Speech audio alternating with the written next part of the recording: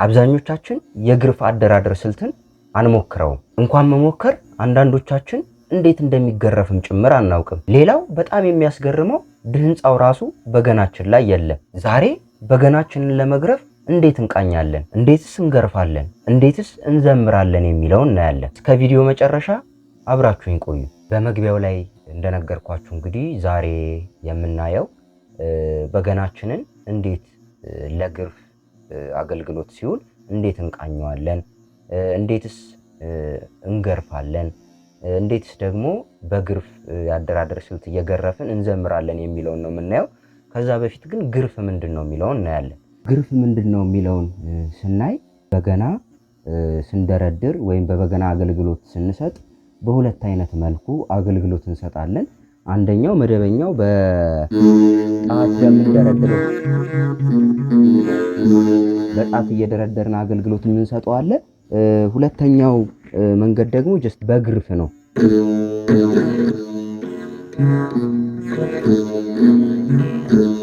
ስለዚህ እየገረፈን ምን ይሰጣል ማለት ነው? አገልግሎት ይሰጣል ማለት ነው። ስለዚህ በዚህ የግርፍ አገልግሎት ጊዜ ደግሞ ያው በገናው የሚቃኝበት መንገድ ይለያል። አሁን እዚህ በገና አቀኛኘቱ ላይ ብዙ ጊዜ የሚደረገው አስሩም አውታር ነው የሚቃኘው። ግን ሞር እኔ ማደርገውን ከምሞክረው ካለኝ ኤክስፒሪየንስ በጥቂቱ ሼር ለማድረግ ነው። ብዙ ጊዜ የአውደ ምሕረት አገልግሎት ወይም ደግሞ ፒካፕ በመጠቀም የምናገለግልባቸው አውደ ምሕረቶች ሲሆን ግርፍ በምንጠቀምበት ጊዜ የግርፍ አደራደር ስልትን በምንጠቀምበት ጊዜ በጣም መመጠን እጅን መግራት ይፈልጋል። ከዛ በዘለለ ደግሞ ምን ይፈልጋል? ሳውንድ ሲስተሙን ለማመጣጠን ንዝረቱን ትንሽ ቆረጥ ማድረግ ይፈልጋል። በጣም የሚያነዝር በሆነ ቁጥር ርብሽብሽ የማድረግ ነገር አለው። በማይክ በሚሰማበት ጊዜ ትንሽ ይረብሻል። እንደዛ ሲሆን በሁለት አይነት መልኩ መቃኘት ይቻላል። የመጀመሪያው አስሩንም አውታር በመቃኘት ነው። ሁለተኛው ደግሞ የአንደኛ ድምጽን ወይም ደግሞ የሁለት ቁጥርን ማረፊያ ከቃኘን በኋላ እና የአምስተኛ ድምጽ ወይም የአራት ቁጥርን ማረፊያ ከቃኘን በኋላ የሌሎቹን አውታሮች እንዚራውን ማጥፋት ወይም ንዝረት እንዳይኖረው አድርጎ እንዚራውን ማጥፋት። ከዛ በኋላ መደበኛ 5 አውታሮች አሉ፣ 8 ይሆናል ማለት ነው። ሁለቱን አውታር ቢያንስ በተወሰነ መልኩ እንቀንሳለን። ከዛ በዘለለ ደግሞ ንዝረታቸውን ትንሽ እንቀንሳለን ማለት ነው።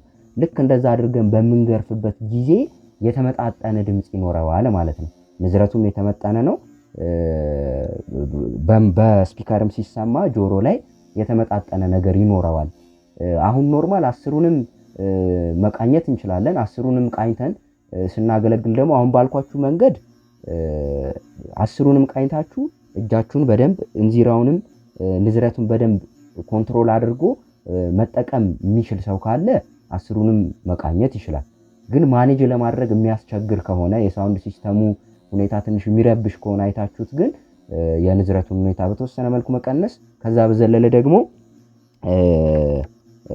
የተወሰኑትን 1-2 አውታር ምን ማድረግ ወይ 3 አውታሩን እንዚራውን አጥፍቶ በተቀሩት መግረፍ ይቻላል ማለት ነው። አስሩንም አውታር በምንቃኝበት ጊዜ ምንድነው የምናደርገው? ከአንደኛ ድምጽ ብንጀምር ወይም ከጠቋሚ ጣት ወይም በተለምዶ 2 ቁጥር ከሚባለው ብንጀምር የሱን ማረፊያ ሁለቱን ተመሳሳይ አድርገን እንቃኛለን። ከዛ በዘለለ የአውራ ጣት ወይም ሶስተኛ ድምጽ ወይም 1 ቁጥርን ከማረፊያው ጋር አንድ አይነት አድርገን የምንቃኝበት ቴክኒክ አለ። እንደዛ በሚሆንበት ጊዜ ሁለቱም አንድ አይነት ድምጽ እንዲወጣ ተደርጎ ነው የሚቃኘው። ነገር ግን በአንደኛ ድምጽ ወይም በ2 ቁጥር አምሳያ የአውራ ጣትን ማረፊያ ወይም ደግሞ የሶስተኛ ድምጽን ማረፊያ ወይም በተለምዶ የ1 ቁጥር ማረፊያ ሶስቱን በተመሳሳይ አንድ አይነት አድርጎ መቃኘትም ይቻላል ማለት ነው። በሁለት መልኩ ነው። የሶስተኛ ድምጽ ማረፊያ በሁለት መልኩ ነው ወይም የአውራ ጣት ማረፊያ በሁለት መልኩ ነው የምትቃኘው። ተመሳሳይ ተደርጋ ከራሷ ከምትደረደረው ጋር መሆን ይችላል፣ ወይም ደግሞ ከአንደኛ ድምጽ ጋር ወይም በተለምዶ ከ2 ቁጥር ጋር ሶስቱን አንድ ላይ አድርጎ ምን ማድረግ ይቻላል? መቃኘት ይቻላል ማለት ነው። የመሃል ጣትን ደግሞ የመሃል ጣት ወይም የሁለተኛ ድምጽ ወይም በተለምዶ የ3 ቁጥርን ማረፊያውን ተመሳሳይ ከሱ ጋር አድርጎ መቃኘት ነው። ከዛ በኋላ የሚቀሩን ቀለበት ጣትና ትንሿ ጣት፣ አምስተኛ ድምጽ ቀለበት ጣት ወይም ደግሞ በተለምዶ 4 ቁጥር የሱን ኦክታቭ ምን እናደርጋለን? እንቃኛለን። ማረፊያው ላይ ይሄ ላ ከሆነ ላ አውርደን የአ ትንሿ ጣት አራተኛ ድምፅ ወይም ደግሞ በተለምዶ 5 ቁጥር የእሷንም የዚችን ላ ምትለው ላ አድርገን አውርደን እንቃኛለን ማለት ነው። ልክ በዚህ መሰረት ከቃኘን በኋላ ይሄ ሶስቱ ተመሳሳይ ድምፅ ነው የሚያወጣው። የዚህ ከማረፊያው ጋር ተመሳሳይ ያወጣል። እቺ አንዴ ሶስቱ አንድ ላይ ከተቃኘ ብቻዋን ነው የምትሆነው አብራ ከዚህ ጋር ካልተቃኘሽ በስተቀር። አምስተኛ ድምፅ የዚህን ማረፊያውን ኦክታቭ የዚህንም ምን ማድረግ ትንሽ ቅራት አለ ይመስለኛል።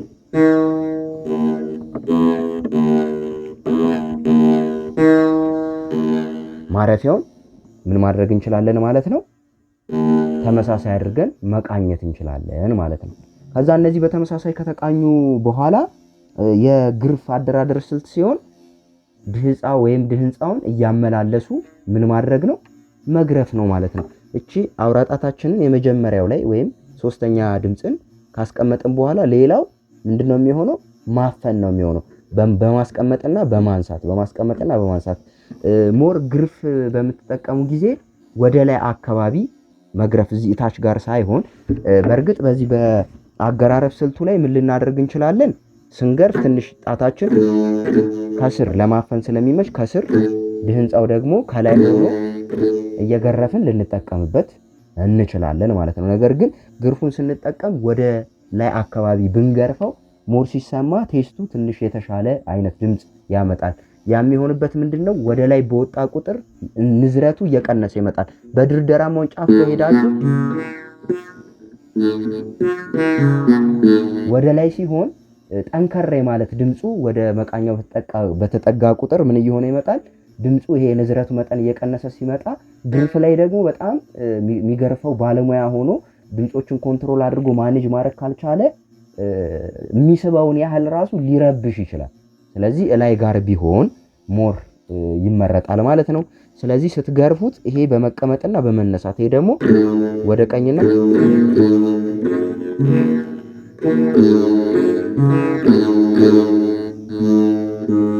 ትንሽ ፈርሳለች።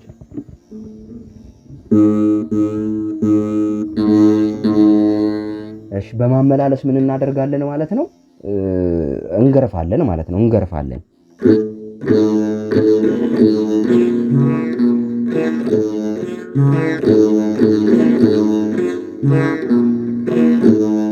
ስለዚህ ኖርማል በዚህ መልኩ እየገረፍን ልንጠቀምበት እንችላለን ማለት ነው። ያው መዝሙሩም ያዘማመር ስልቱም ይለያል ማለት ነው። ይለያል በለቀማ እያንዳንዱ እየተነካ ስላልሆነ ለማሰማት ያህል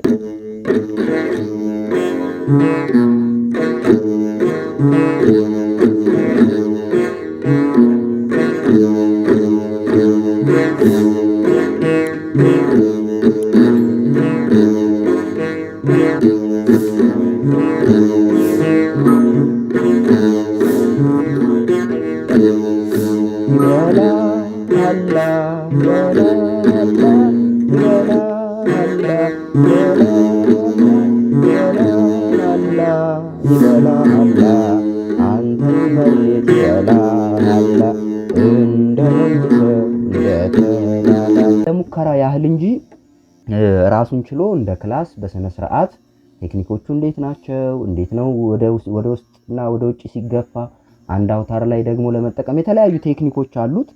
እንደ ክላስ በክላስ ደረጃ በትምህርት ደረጃ ይሰጣል።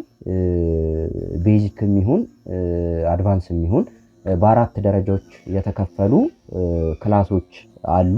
በደረጃ 4 ላይ የሚካተት ነው ይህ የግርፍ አደራደር ስልት ትምህርት ማለት ነው። እንግዲህ መማር የምትፈልጉ በ0925 93 70 43 ላይ በመደወል መመዝገብና መማር ትችላላችሁ ማለት ነው። ከዚህ ከግርፍ ጋር በተያያዘ መልእክት ማስተላለፍ ፈልጋለሁ። ለተለያዩ በገና የሚያመርቱ ተቋማትና ድርጅቶች እንዲሁም ደግሞ በገና ለሚሸጡ ተቋማት ከዛም በዘለለ ደግሞ በየትምህርት ቤቶች ላይ ባሉት ቦታዎች ላይ አሁን ድህፃ ወይም ድህንፃ የምንለው ከበገና ክፍሎች አካላት አንዱ ነው አይደለ? ከበገና ክፍሎች አካላት አንዱ እስከሆነ ድረስ ሊኖር ይገባል በገናው ላይ ማለት ነው። ስለዚህ አሁን ከበገና ክፍሉ አንዱ አውታር ቢጎል ወይ የሆነ ምሰሶ ቢጎል ወይ የሆነ ነገር ቢጎል ምንድነው የሚባለው? በጣም ብዙ ሰው ቅር ይሰኛል አይደለ? ነገር ግን ይሄ በገናው ክፍል አንዱ አካል ተብሎ እስከተቀመጠ ድረስ መጉደል አለበት ብዬ አላስብም። አሁንም ማነሳው ሐሳብ የኔ ፐርሰናል እይታ ነው ወይም ቢሆን መልካም ነው ብዬ የማስበው ነውና በገናው ሲሸጥ በገናው የሚሸጠው አካል ወይም ደግሞ በገናውን የሚያመርተው አካል ድህፃ ወይም ድህንፃ ተዘጋጅቶ አንድ ላይ ድህፃ ወይም ድህንፃ ተዘጋጅቶ ገበያ ላይ አብሮ ቢሸጥ ከበገናው ላይ ሁሉም በገና ላይ እንዚራ እንደሚኖረው ምሰሶ መቃኛ እንደሚኖረው ሁላ ድህንፃ ምናልባት የድህፃ ወይ የድህንፃ ዋጋ 1000 ብር ቢሆን ለምሳሌ በገናው 7000 ብር የሚሸጥ ቢሆን በገናው የሚሸጠው 8000 ብር ነው። ከነድህፃ ከነድህንፃው ነው፣ ለብቻው አይሸጥም ብሎ አንድ ላይ እንዲሸጥ መደረግ ቢችል ብዬ አስባለሁ። ምክንያቱም ሁሉም ሰው እዚህ በገናው ላይ ድህንፃ ተንጠልጥሎ ሲያይ ይሄ ነገር ምንድነው አገልግሎቱ ምንድነው እስቲ እንሞክር ምናምን ብሎ የመማር አክሰስ ይኖራል። ይህ የግርፍ ድርደራ ስልት ጥቂት መምህራን ጋር የቀረ ነገር ግን አሁን ላይ በደንብ እየተስፋፋ በተቋማትም ላይ እየተሰጠ ያለ የድርደራ ወይም የዝማሬ አገልግሎት መስጫ መንገድ አንዱ ስለሆነ እንደው አንድ ላይ ቢኖር ለመሞከርም ምክንያቱም ብዙ ቦታዎች ላይ ብዙ ክላሶችም ላይ ሲሰጥ ገጥሞኛል። ድህፃ ወይም ድህንፃ በምስል ወይም በፎቶ እንጂ በአካል አይተን ነክተን አናቅም የሚሉ አሉና የበገናው አንዱ አካል ክፍል ስለሆነ በገና የምትሸጡ የተለያየ ተቋማት ያላችሁ እንዲሁም ደግሞ በገናውን የምታመርቱ ድህፃ ወይም ድህንፃው አንድ ላይ ተዘጋጅቶ የድህንፃው ዋጋ በገናው ላይ ተጨምሮ መሸጥ ቢችል ሁሉም በገናዎች ላይ ድህንፃ ተቀምጦ ቢታይ ቢኖር አንዱ ስልት ስለሆነ ተማሪም ለመማር ይጓጓል። የበገናውም አንድ አካል ክፍል ስለሆነ በዚህ መልኩ ብታደርጉ የሚል መልእክቴን ለማስተላለፍ ያህል ነው። ለዛሬ ያዘጋጀውላችሁ ቪዲዮ እንደው ከግርፍ ጋር በተያያዘ በጥቂት ነገር እንደ ቤዚክ እንደው ትንሽ ነገር ቆንጠር ተደርጋ የቀረበች ነች። ስለዚህ ይሄን ይመስላል የዛሬ ቪዲዮአችን። ያልገባችሁ የፈጠንኩት ነገር ካለ ጥያቄም ካላችሁ አስተያየትም ካለ ኮመንት ላይ ጻፉልኝና እመመልስ ይሆናል። እንዲሁም ደግሞ በዚህ ርዕሰ ጉዳይ ቪዲዮ ብታዘጋጅ ሊጠቅመን ይችላል ልንማርበት እንችላለን ብላችሁ የምታስቡት ነገርም ካለ እሱንም ኮመንት ላይ ብታስቀምጡልኝ ምላሽ የምሰጥ ነው የሚሆነው። ለዚህ ቻናል አዲስ ከሆናችሁ ሰብስክራይብ በማድረግ ቤተሰብ ይሁኑ። ይህ ቪዲዮ ደግሞ ይጠቅማል ብላችሁ የምታስቡ ከሆነ ላይክ በማድረግ እንዲሁም ለወዳጅ ዘመዶቻችሁ ሼር በማድረግና በማጋራት እንግዲህ እንድታበረታቱኝ ስል ጠይቃለሁ። በሌላ አዲስ ቪዲዮ እስከምንገናኝ ቸር ቆዩ።